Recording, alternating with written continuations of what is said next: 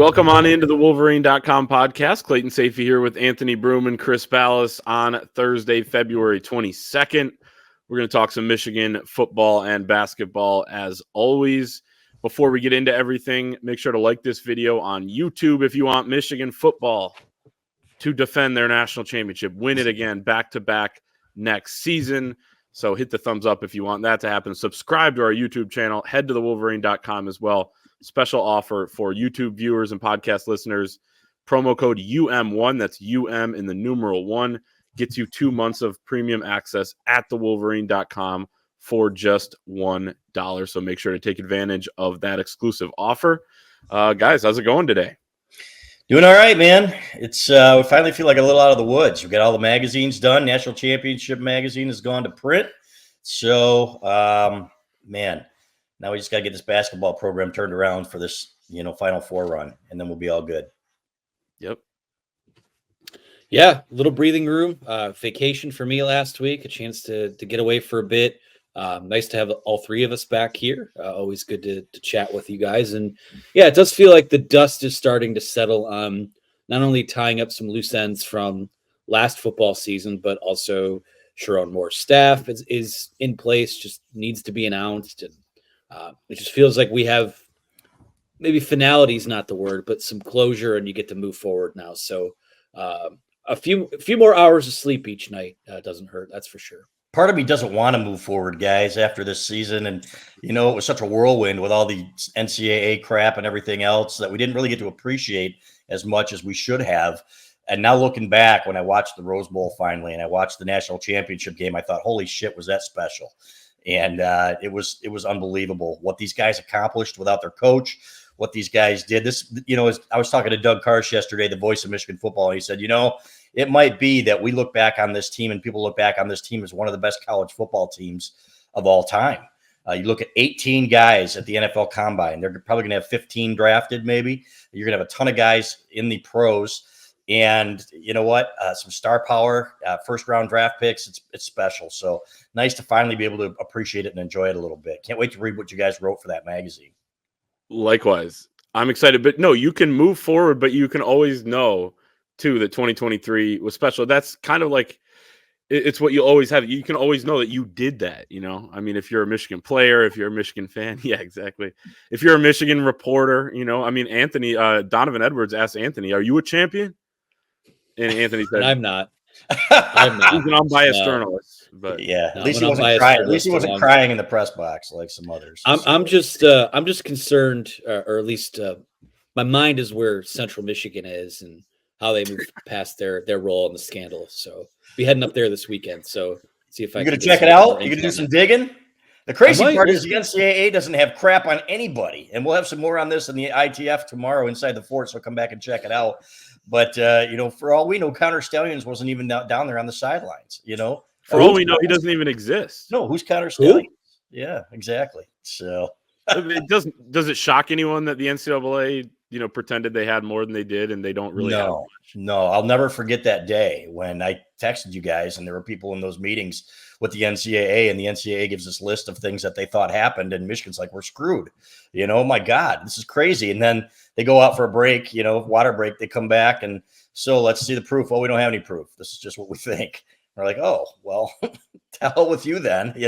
So the burden of proof is, unfortunately, the NCAA has kind of made it that the burden of proof is on the accused, right? Which is ridiculous. Right. And you know what? I'm just glad that they're moving past that. With Jim Harbaugh back, if they try to do anything to this Michigan football program other than maybe a fine or something like that, you have to fight back. And I would imagine that Michigan would. Yeah, it's an ass-backwards system, always has been, and it may be extinct, at some point soon. Let's talk about some Michigan football and get into looking into this team heading into spring football. But let's start with Colston Loveland, who, for everything Michigan loses on offense coming into this year, you still have what PFF is considering the best tight end in the country. Yeah, as long as he stays, right? And that goes for everybody. I mean, everyone's on your roster, I guess, until they're not. But to have a talent like that at tight end, somebody who is, more of a pass catcher than, a traditional tight end, but that's kind of what you need this year, especially since you're going to have a new starting quarterback. But yeah, PFF Max Chadwick, their analyst, saying he's nearly unguardable, and we've seen that on several occasions. And that's whether it's just a typical route or a broken play. I mean, the Indiana touchdown that he had, where JJ finds him. I mean, this guy and the huge catch to go up and get it and then run after the catch in the national championship game against Washington. I mean, so many plays stick out, but he's kind of your headliner along with Donovan Edwards on offense this year. Megan, can you go back to the previous picture with him dragging the Washington players? I want a statue or something of that. They should give the Mackey Award winner, that one right there. They should give the Mackey Award winner that trophy, right? And how clean are the Blues right there? That's insane. It's weird. You know what? I was going back and there were a couple plays, a couple drop balls by him, and that I had forgotten. The Iowa game, there was one. I think there was one in the Rose Bowl. It was a championship game where he had two hands on the ball. It's just so rare to see him drop a ball that I'm thinking, man, I didn't remember it. But they got to get him back, and this is going to be a big spring for several reasons. I wrote this yesterday in the 3-2-1 column. Everybody thinks, wow, you're out of the woods if you get through this 30-day period after the portal opening after Jim Harbaugh has left for Los Angeles, and that's just not the case. They got the spring to worry about too, so they got to get these guys taken care of. But man, this dude, what a find. How many guys from Idaho can you name that ever played football at such a high level? And no disrespect to the state of Idaho rather, but he is really the best I know, and pretty special kid too, man. So not a man of many words. It's funny. I remember trying to fill out a Q&A with him in the magazine. It had to be 500 words. I got to about 175, and I said, well, we're going to have to switch gears here. But I kind of like guys like that too, man. He just does his business and doesn't do a whole lot of talking. Humble. Yeah. Yep. Yeah, the thing I like about him too is that, obviously NIL is I'm not even going to enter, like we can do discussions about guys that have decisions to make, if they make a decision that goes the other way. But, when you just look at his fit at Michigan, especially as it pertains to the roster next year, I mean, he is arguably the focal point of your offense. He can play in line. He can, can flex out and play wide receiver, needs to improve as a blocker. And that's, when you go back and watch that Iowa game, not one of his better games in terms of, blocking and some of the, just how he performed in general. But Colston Loveland, to me, I mean, again, and this is where it goes back to, losing some of the assistant coaches that they've lost, like a Jay Harbaugh. Just think of all the guys that he's found. He went out and pulled Colston Loveland out of Iowa. He went and found Hassan Haskins out of, the Missouri, and Ronnie Bell out of Missouri. And, he had a knack for finding those guys in those under-recruited, not historically talent-rich areas, and made them foundational players. So when you look at where Michigan, where things line up for them moving forward, they're going to miss those type of evaluations. And you hope that certainly as a operation, you can find a way to replicate some of that. But, Colston Loveland, to me, yeah, you do need to find a way to take care of him. I'm sure that, Oregon or Texas, or it seems like it's the same four schools, right, that keep adding all these guys and poaching guys from the portal, and quite frankly, calling guys before they even are available. But when it comes to Colston Loveland, I mean, he is as important to that offense next year as Will Johnson would be to the defense, or Mason Graham or Kenneth Grant. He's one of those foundational guys, and I'm looking forward to see how he performs, because really, I don't think we've seen him play his best football yet. Still needs to probably put a little bit of weight on, needs to improve as a blocker, but as a mismatch guy, as someone that can attract extra attention from defenders. I mean, for all the talk about what they lose in the passing game with a Roman Wilson, with Cornelius Johnson, I mean, Loveland is going to be that focal point, and I'm excited to see what they do with him, because I think they can do more with him. And he drew the Brock Bowers comparison from Nick Saban ahead of the Rose Bowl as, kind of a mismatch type of guy. And look, when you look at this roster, of course, everybody has to stay for this to be potentially true. And we'll talk about Will Johnson here in just 1 second. But think of, you have the top returning tight end in the country. How many other position groups does Michigan have the top player at? Well, maybe defensive tackle, right? Maybe corner. That's the thing. It's funny. Everybody's like, "Oh, they lose so much." And one of my buddies said, "You know what? LSU went 5-5 the year after they won the Natty, and I get it. And it's really going to come down to quarterback too, right? So that's going to be the biggest position. But Donovan Edwards, I wouldn't call him number one, but he's when he's on, he's on. He's really, really good, and you can use him in different ways. So there are several, and when you've got that many guys, and you've got guys like Ernest Hausman, who's played a lot of football, right? You've got guys like Derek Moore and Josiah Stewart, hopefully. You've got guys like Rod Moore, who I think is going to be one of the top safeties in the country. You've got Makari Page. We went right down the list. Now it's going to be about developing depth. And that's what made this team 144, so special. So, but you're right, Clay. And there's still a lot of talent here. So hopefully they can keep their guys. Hopefully they can add a few from the portal. And then your guys, I'm telling you, you're talking about at least competing in the Big Ten here even with that tough schedule. I can't wait for that Texas game. I can't believe I'm already counting the months, man. I usually don't wish away my summers, but damn, fellas, if they keep everybody, I can't wait for football season. Yeah, all that. Totally agree. A little birdie tells me that these lists keep coming out from PFF. Michigan is going to have multiple more of the number one player at their position group. And I don't even think Rod Moore is going to be one of them. And I think he could be in contention there. I think you could have two of the top 3 or 4 defensive tackles, including the top guy. So, yeah, depth is important. Quarterback's important. Like tight end's not the one position that you would, if you could choose a position on offense to have the top player at in the country, you wouldn't choose tight end. You would choose quarterback. But still, you have a lot of individual elite talent, still a lot of guys like the Josiah Stewarts, that weren't even starters last year that are going to step up. Ernest Hausman, you bring in some transfers as well. The 2 they got, Preeb on offense and then Barham on defense, I think are pretty underrated, especially given the timing of when they committed during Michigan CFP run, where kind of got overlooked. Chris, you and I were in Los Angeles already, and Anthony, you were traveling that day, and we wake up because the time zones are different. We're like, who is this Josh Preeb guy they got? And then you look more into it. You're like, man, that's a hell of a pickup. But all right, let's worry about this game that they're about to play. But then you circle back to it, and it was a big pickup. So there's still a lot of talent on the roster.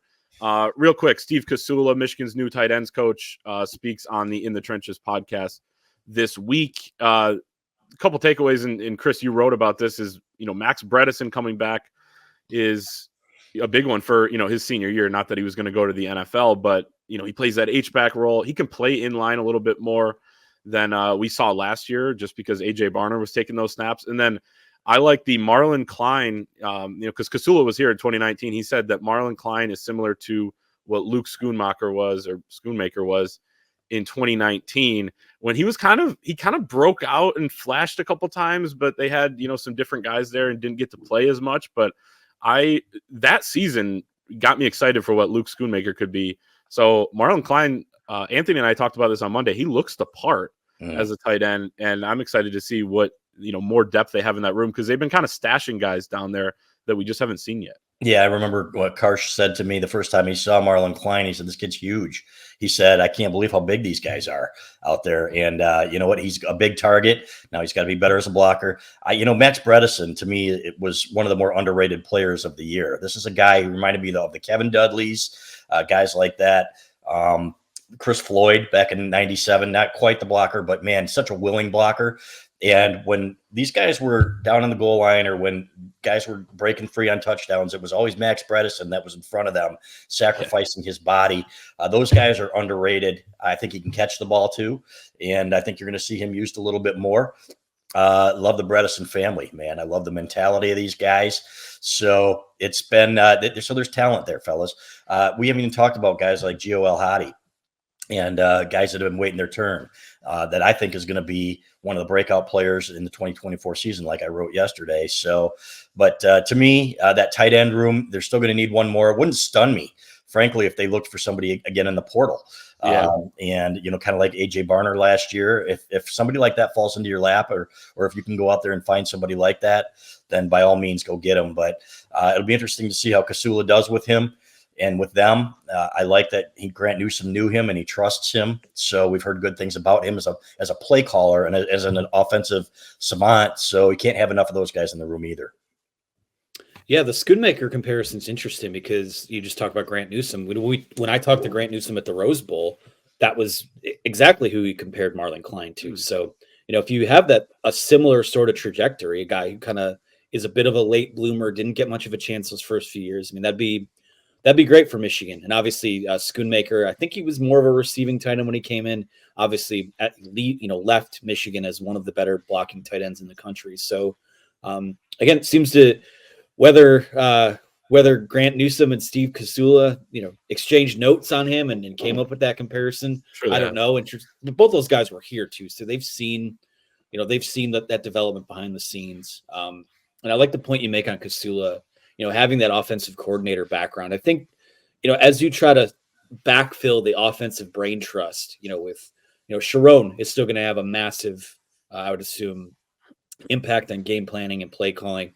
Kirk Campbell, having something that made them so successful over these last few years was the exchange of ideas, the checks and balances of we want to do this or we should, try this look here. And you don't want to have too many cooks in the kitchen. We saw at times that didn't work out for them when you had, Josh Gaddis and Sharon Moore and Jim Harbaugh all kind of having a say in the offensive play calling. But I like that, that with this staff that they've put together, and Casula being one of those guys, you just kind of have, you're not replicating what you had before, but you have a lot of guys who have experience at this level, calling plays, putting together offensive game plans. And again, excited to see what they come up with, especially at that tight end position.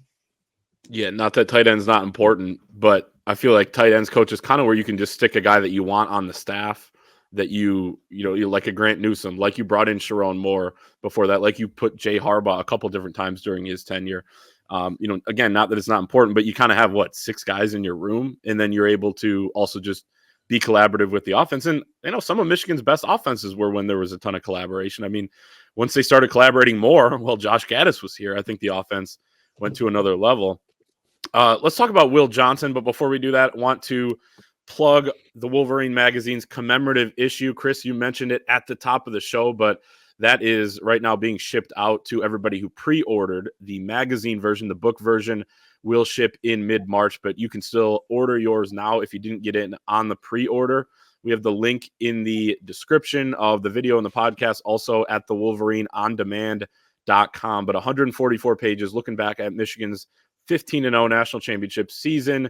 Magazine for $19.95, hardbound book for $35.95. Again, 144 pages, every game, analysis, columns, exclusive interviews, features on top players, all of that. Jim Harbaugh's legacy as well in the Wolverines commemorative issue. So make sure to get yours at the WolverineOnDemand.com or in the link in the description to the video and the podcast here.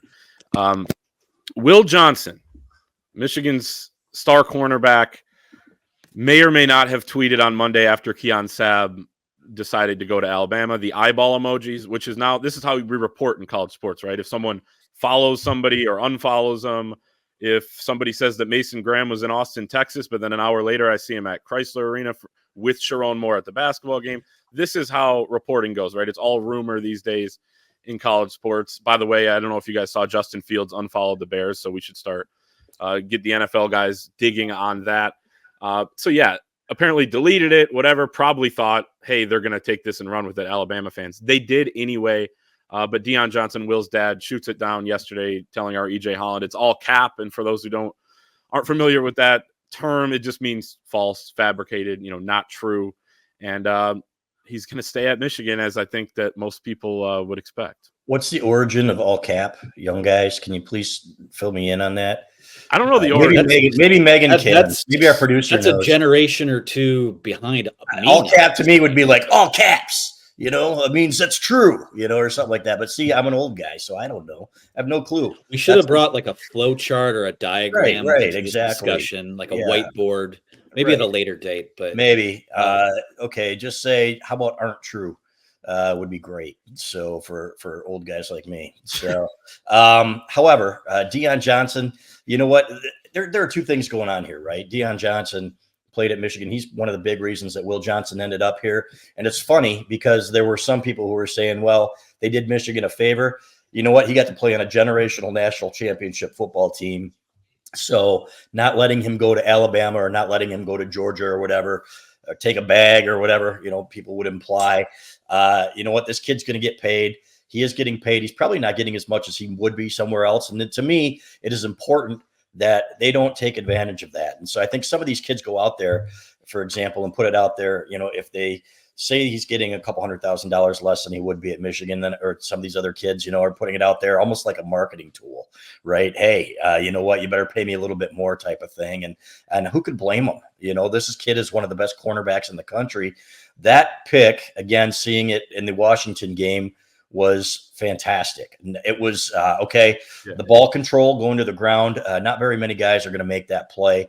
He is definitely one of them. So the tackling, elite for a cornerback. So I can't remember him missing a tackle this year, maybe one or two. So, and that is so important, as we've seen. So, but you know what? He's not the one that I'm worried about, but there are others. And we will talk about this in ITF tomorrow too, that there are rumblings here still that, that it's not really the tier 1 guys, but the tier 2 and the tier 3 guys that are concerned because they aren't hearing enough. But that is why Michigan hired Sean McGee, a general manager who is going to be working with NIL and with fundraisers to make sure that there's communication, because there has not been good enough communication right now. And they are not out of the woods. I'm telling you, just like we said about Steve Klingscale when everybody was reporting, oh, he's back for good. He told the players so on and so forth. This is something we're still going to have to keep an eye on. But he's one of the ones that I don't worry about as much. His dad played here. He's true blue. It would take a lot for him to leave. So I don't think Michigan can screw that up, even though they are behind and still behind on NIL. Yeah, and you got to think of it this way too. And again, I would never.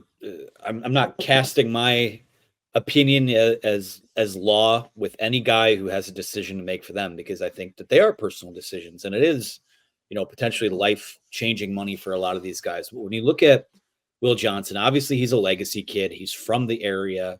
He's going to be a top 5, top 10 pick next year. I mean, you talk about prototypical NFL corner.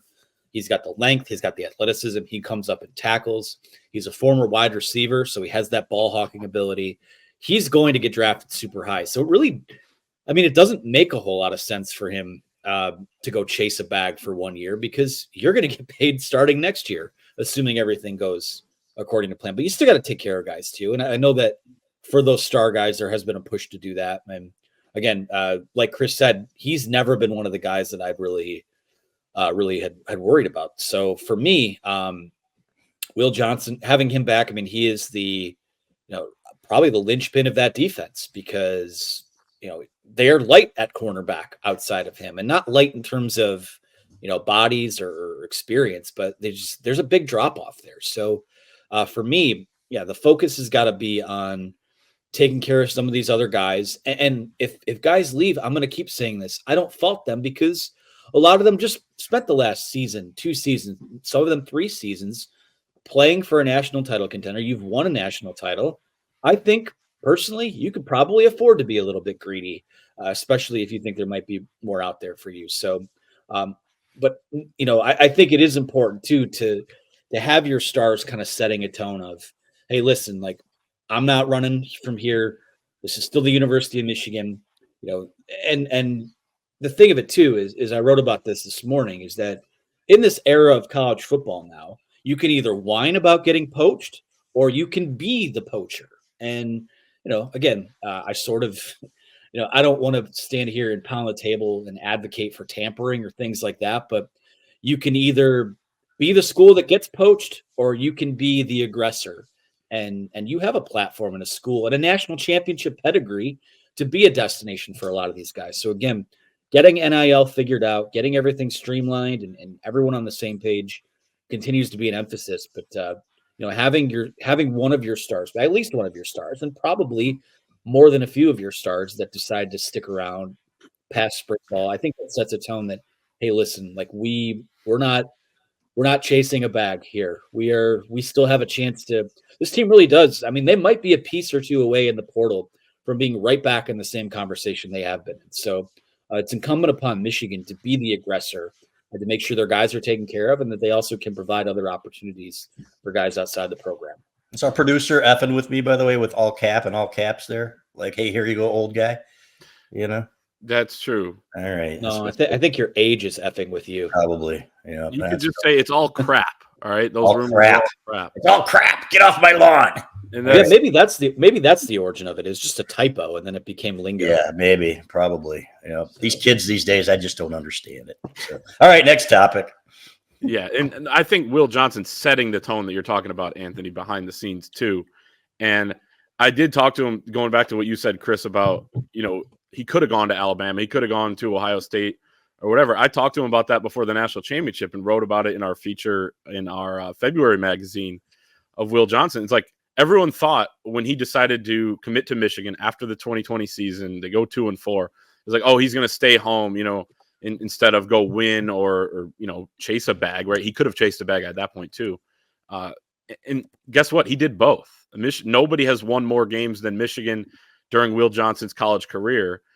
Georgia and Michigan tied for the same amount of wins during that career. So he's done both, and he's one of the culture guys and the leaders and one of these legacy guys that just continues to build this thing, like an Aiden Hutchinson and the rest of the guys whose dads played here.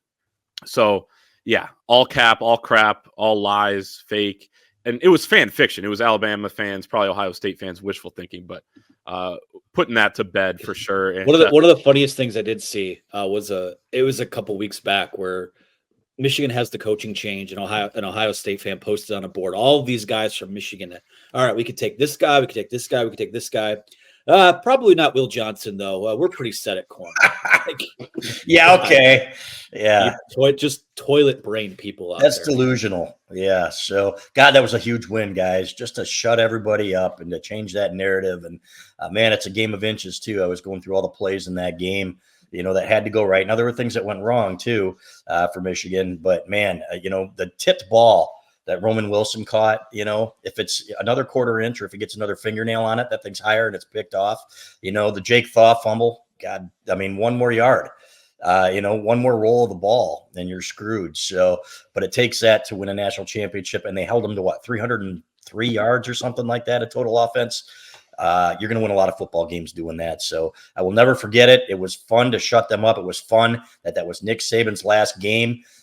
It is good for the integrity of the game that he is out of it. Yes, Johnny Manziel said everyone had a bag, man. LSU, Alabama. It's like, wait, I thought Nick Saban was the guy who was saying integrity is important. Mr. Integrity, the integrity of the game. Yeah. Red Elephant Club members. Shout out to you guys for keeping them in business for so long.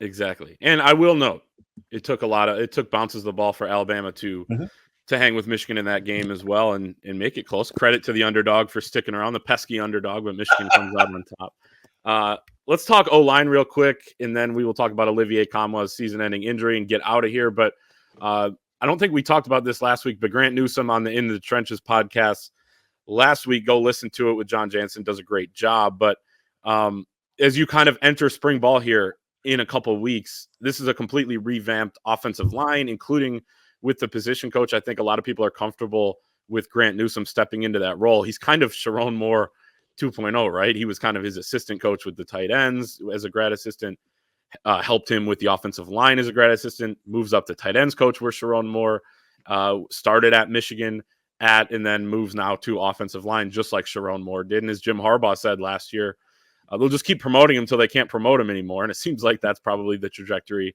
that Grant Newsome's on. But with the personnel that he has to work with, it's going to be interesting. And I think the transfer portal is something that they could use here as well to kind of bring in some more competition, because it's going to be a lot of guys that don't have starting experience. You have Giovanni El-Hadi, I think, started one game, right, in 2022.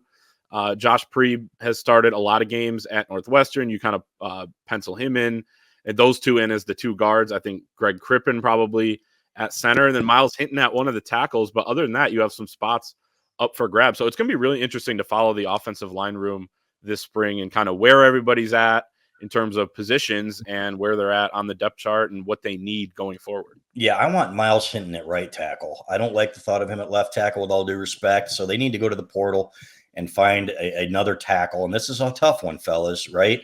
But Michigan essentially won a national championship without a true tackle on this team, on the starting offensive line, right? If you tell me that Carson Barnhart is, I will tell you no. Trente Jones, maybe, although, he's had his issues pass blocking out there on an island. Ladarius Henderson, I think, would be playing inside at the next level. And we saw him with his pass rushing, his pass blocking issues. So that's pretty remarkable that they did that. And that's great coaching. You need a mobile quarterback. Right. Exactly. And but there's that. Yeah. And a smart quarterback that knows when to move out of the pocket and who can feel the pressure, which is exactly what JJ McCarthy was. So, but to me, that is one of the issues that they're going to have to address in the spring. Is they're going to have to go out and find a tackle. Number one is keeping their guys here. Number two is going out and finding a tackle. No disrespect to the guys on the roster, but when you've got a team like this is not the year that you want to be breaking in a new one. You want somebody in there with experience, and that's just the reality of the portal, is that you can get that done now. So, but I love Gio El-Hadi. Like I said, I think Greg Crippen's going to be hungry. This is a kid who's played some good football here, fellas. It was interesting to me how quickly Raheem Anderson just disappeared. Maybe he comes back out of nowhere, and competes for that job too, because, man, when I saw him in that Rutgers game, I thought, this guy's moving people and doing some really good things. And we heard all about him last year, and then all of a sudden he disappeared. So hopefully he gets it back. But the depth obviously isn't going to be there like it was this year, but there are going to be some young, hungry guys out there. This is not going to be some crappy line that you're throwing out there like a Michigan State line last year or something like that. This is going to be a good offensive line. So, again, one that I think is going to be able to compete if they keep all their pieces together, and with a couple of additions, they're going to be in the Big Ten race for a while. Yeah, the guy that we don't talk about a lot that I wonder, and I know they've messed around with him at guard a little bit, maybe just to get him playing time, is Jeff Percy. I mean, I think he's 6'8", 320. I think he's got the body type and the length to play left tackle. So I wonder if that'll be an opportunity that's made available to him. It's going to be good competition. I mean, the spring for all these guys, especially at quarterback, is going to be super intense. You're going to start getting that pecking order sorted out. If I had to go left to right today, though, I'd still probably have Miles Hinton on the left side. From left to right, go Hinton, El-Hadi, Crippen, Preeb, and Andrew Gentry, who I think is the guy that has a chance to be like an Andrew Stuber type. Could also maybe kick inside as well. That's the thing too, is like they don't really have a true solution at left tackle, but they do have a lot of guys that are versatile and can move around, kick inside, kick outside, and sometimes it's not always about your most talented five. It's about your best five. And again, don't get me wrong. They would have loved to have Zach Zinter down the stretch this year, but things got better for them when they kicked Carson Barnhart inside. And that was a winning combination for them. Not necessarily a better one, but the right one down the stretch. So sometimes it's just about that, finding the right five that work, as opposed to, we need this body type here. We need this guy here, etc. So we'll see what happens, but I think they're going to have a quality line still.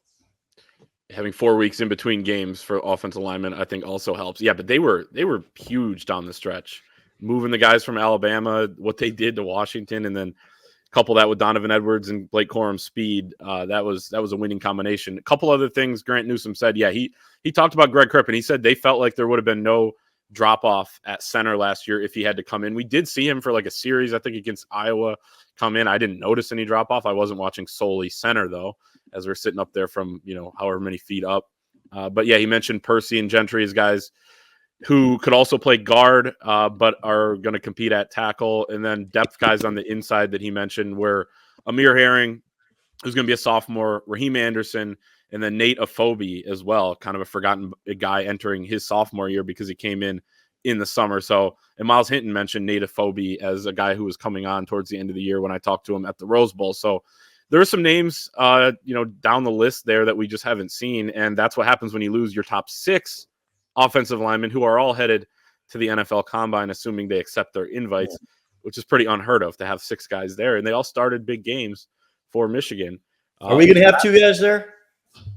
We are going to, the Wolverines sending a record 2 guys to the Combine. We got accepted yesterday, right, AB? Fantastic. Yeah, we're all set. We will be there. So back to Indianapolis again. Going to have to check into our private penthouse down there that we rent out. I love it. Exactly. I love that town. I love that city. I can't wait to go back in December, fellas. That's right. And actually, Big Ten Media July Day 1st. Yeah, but Big Ten Media Day before then. So that's fantastic. Right. Yep. St. Elmo's is calling us.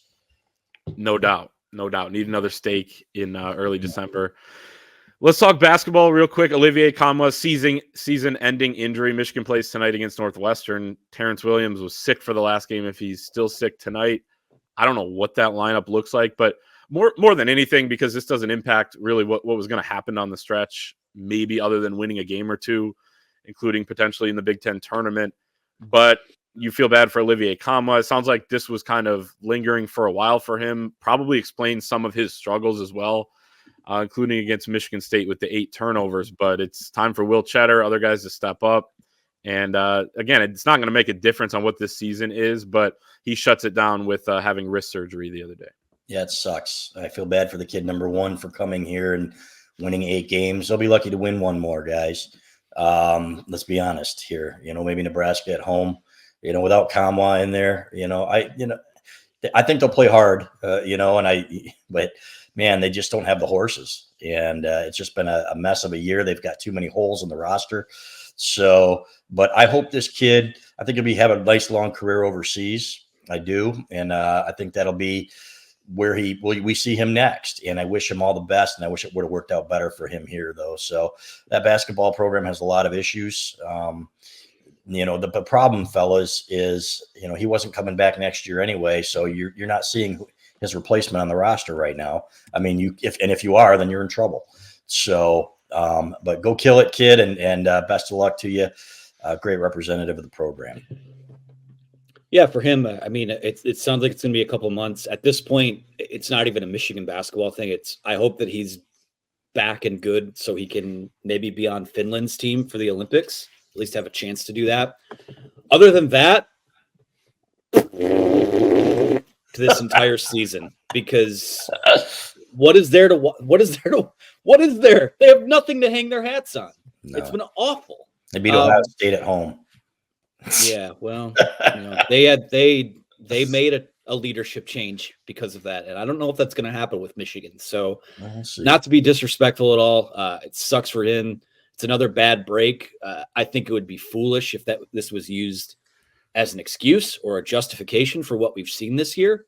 But yeah, it's just another blow, and that's tough because when push has come to shove, they've sent him out there on a lot of rough nights to talk to the media. And I like the way he handles his business. It's just the team around him hasn't been very good and the product hasn't been good. But, salute to him for what he brought to the team, and you wish him well from there. Yeah, just a guy that has a great appreciation for where he's at, the game, talking to him at media day before the season. I mean, the kid from Finland who didn't know, what his path in basketball was going to be. Like you said, now he's playing on their national team.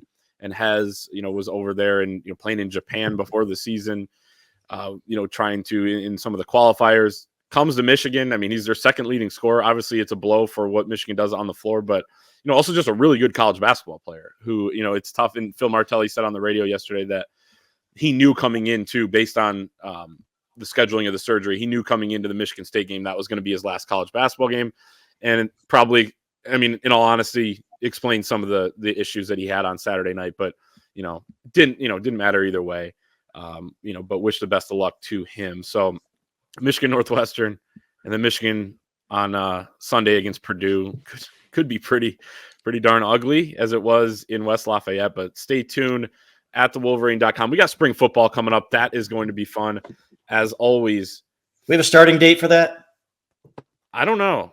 I'm going to text him right now. I'm going to find out. Maybe second week of March or something like that, or third. But yeah, it's going to be exciting. Head to thewolverine.com. Use the promo code UM1. That's a UM numeral 1 for 2 months of premium access for just $1. Also, like the video. If you're watching on YouTube, subscribe to our channel, and we will see everyone next time.